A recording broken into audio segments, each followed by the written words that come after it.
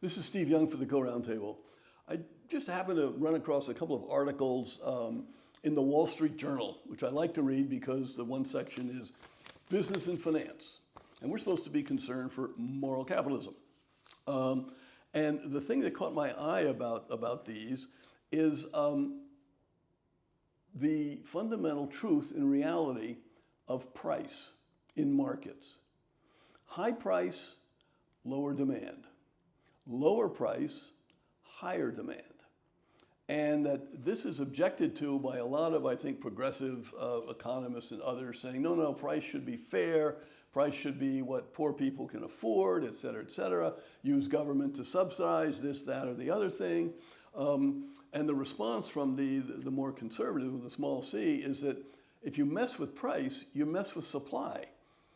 If prices are too low, people are not going to produce. So there's just not going to be enough for all the people you want to help. Ford Motor Company in America. The headline is Ford courts riskier borrowers.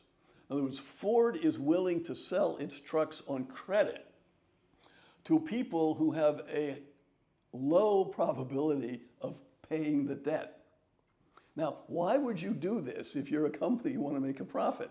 Why would you put your own money, your own capital at risk by saying, I'll sell you a car, put 10% down, you owe me the rest at 8% a year and things like that. You say it's a great deal. It's a $50,000 car. I got $5,000. Now I got a $50,000 F-150.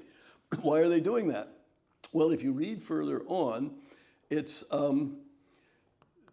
the interest rates are higher, which means it's harder for more people to get loans, which means it's harder for people with good credit ratings to get loans. So there's a cap on the number of your purchasers. That bumps into the prices you can charge. That bumps into your sales. If your sales drops, what about where you get the money to pay your employees? What about you have to pay your stock owners? So what do you do in order to expand your market? You, in effect, change your price by accepting people who are riskier for credits.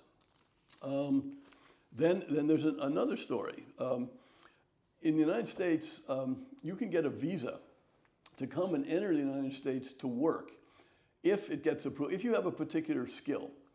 These visas are called H-1B visas. They're for work. And President Trump has just announced that if companies want to have a foreigner come work for them to get one of these visas, they're going to have to pay $100,000.